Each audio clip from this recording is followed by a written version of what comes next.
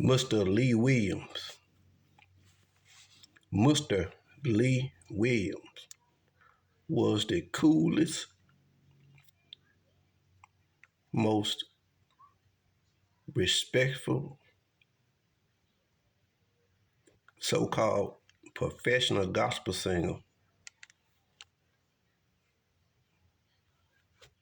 that ever sing, that ever sung. Mr. Lee Williams. I met and talked to him a few times.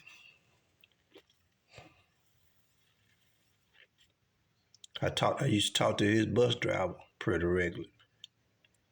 Uh, I talked about, I was thinking about and talking about driving for them at one point.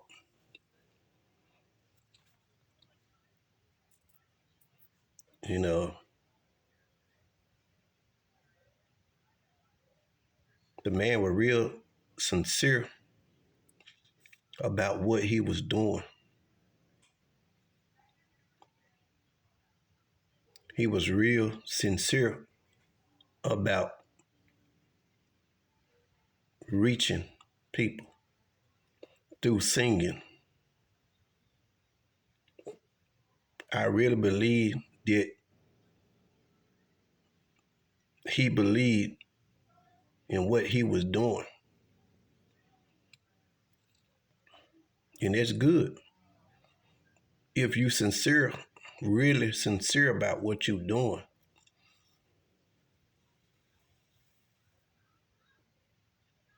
Mr. Lee Williams treated people like friends. You came to the concert show to see him. He was always out front, talking to the people, greeting the people, taking pictures. He made a lot of money off photos, taking pictures, stuff like that. But still, it wasn't just a show or a money thing from him. The man had the coolest personality of any so-called gospel singer I have ever known.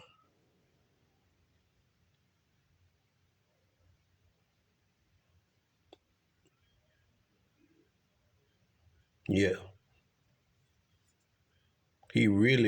his singing really came from the heart.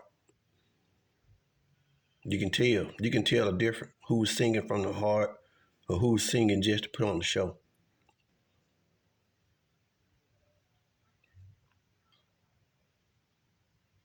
You go to some of them concerts. I grew up at the concerts. I grew up at them quartet groups. You can see the difference. And that's why a lot of them couldn't stand Mr. Lee Williams. They couldn't stand the man.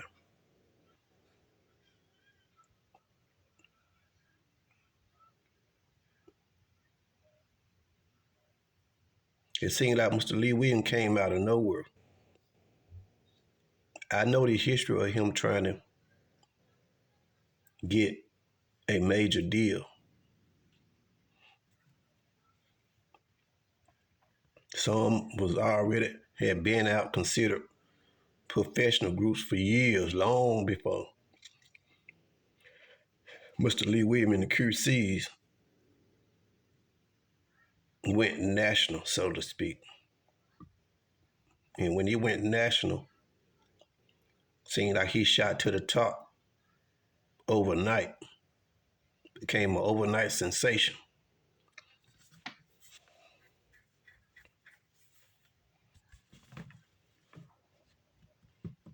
Like I said, I believe he was really sincere about what he was doing, singing.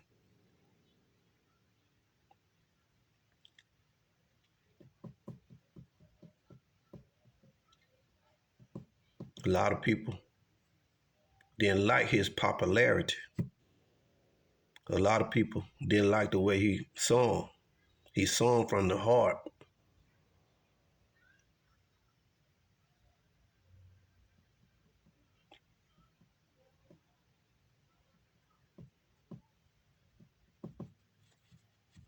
And this was that what set him apart and changed the landscape of quartet singing when he went national, major, however you want to see it.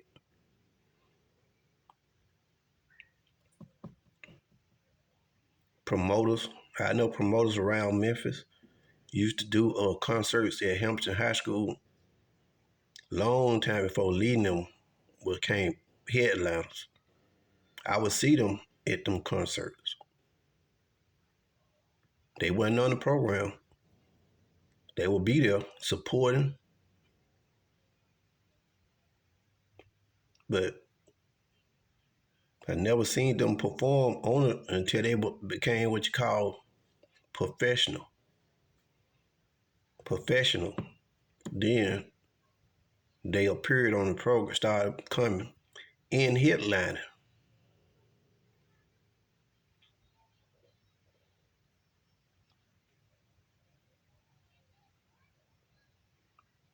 But we have to face the truth and tell the truth.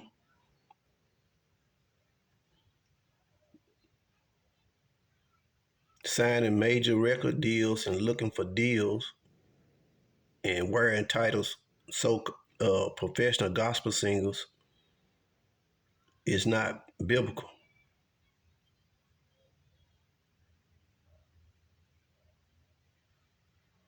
You can sing, and when you and singing for pay is not biblical. We don't want to deal with truth nowadays. We want to deal in deceitfulness. It's okay to sing. It's okay to go in fellowship. Local groups that just get together and go sing on Saturday and Sunday nights, that's fine.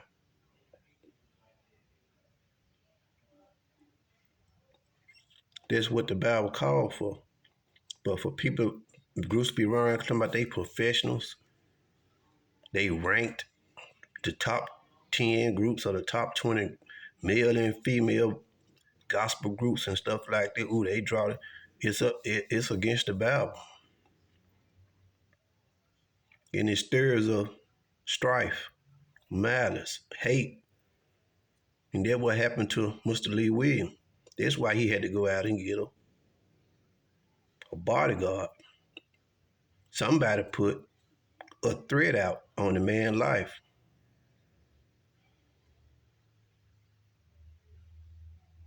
I was listening to the radio in Memphis when a woman called the radio station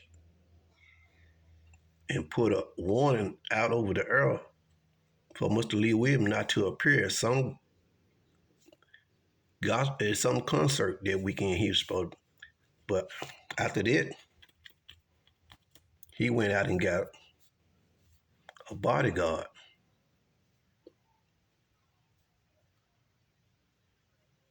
So the threat was real.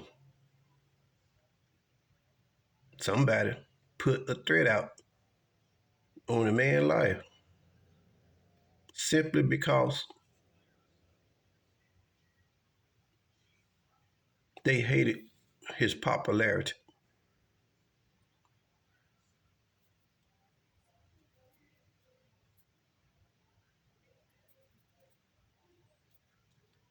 They hated that people liked him. He never considered himself above nobody else. We all are God's children. We all are on the same level. Just because I sing and that don't mean that I'm better than you. And we have those in the professional gospel singing, quartet and a contemporary. quartet, traditionally, we have them. We see them. Come to the concerts, they sit in the back or they stay on the bus until it's their time to sing. Don't want to mingle with the people. I think Mr. Lee Williams changed that landscape though. After he became more pop, a lot of them gospel singers started trying to change the way they presented themselves. But at the same time, a lot of them still hated him. I know a lot about what went on.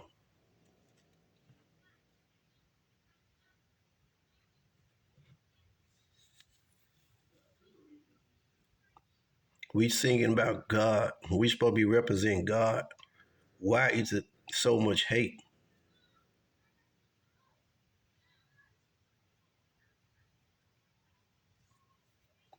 I seen how they argue. I know the arguments behind the scenes about who coming up behind who, or who the headliner's supposed to be, or who's supposed to be this and that.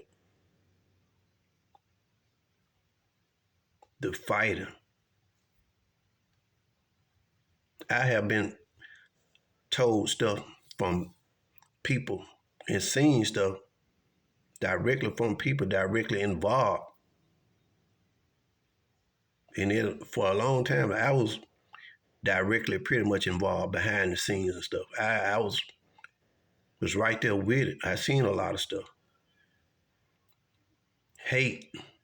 And we supposed to be singing about Jesus.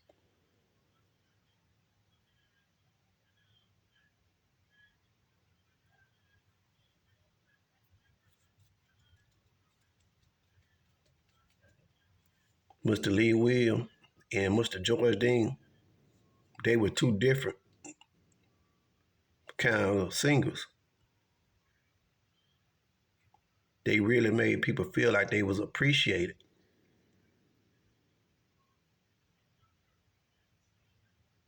When they came out and supported them. But we still have to look at the stuff with the Bible. Is it what they doing biblical? No.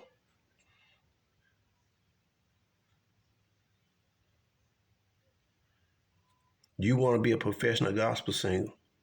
There's something you decide to do. That's not a calling.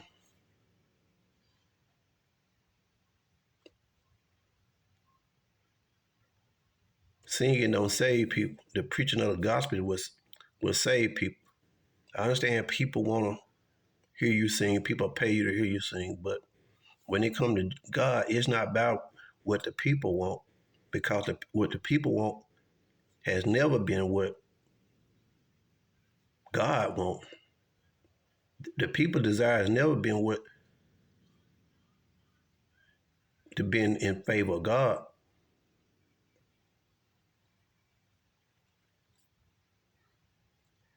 You go out and sing. You go out there and sing because you really love the Lord, and you can go out and encourage other saints.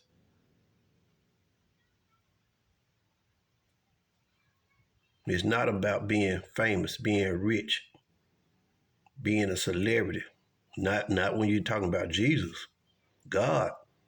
You have to remember, we all dirt. We all filthy rags. It's only because of God that you have a breath. It's only because of God you're allowed to have a voice. It's only because of God that you're allowed to play them instruments.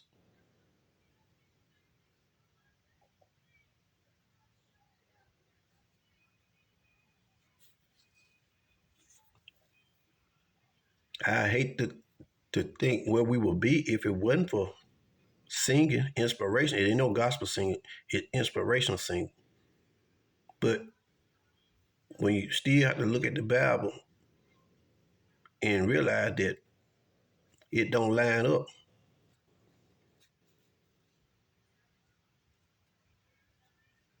Groups on every level have animosity towards one another. Women and men, women and females and males. They sing on the stage when the program's over. They in the back talking about each other. They going back home in the bus talking about other groups. A lot of backbiting, a lot of coding. Everything that's against the Bible goes on surrounding these gospel concerts. Groupies, males and female groupies. Drugs floating around the concerts. Alcohol floating around the concerts. Stealing.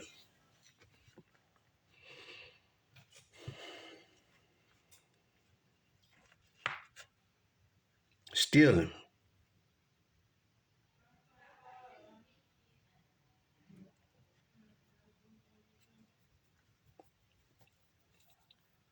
Them singing divas from Memphis act like they full of the Holy Ghost. They get paid to put on a show.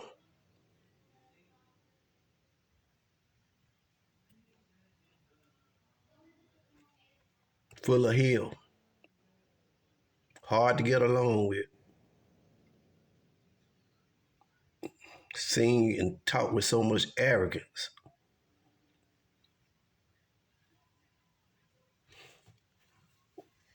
It don't matter how much you go and shout and put on a show, and when it all boils down to is your sincereness.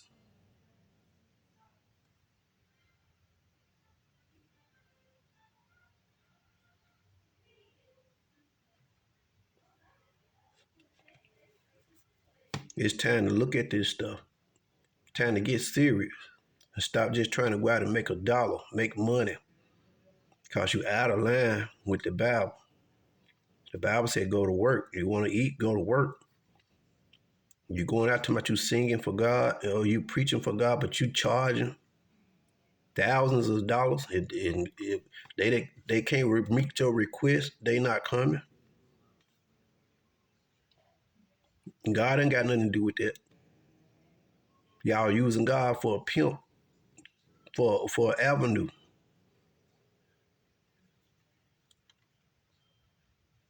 I got the Holy Ghost. You bouncing and shaking up there. The women be bouncing them titties everywhere, bouncing and shaking. The only way you got the Holy Ghost, you got that deposit.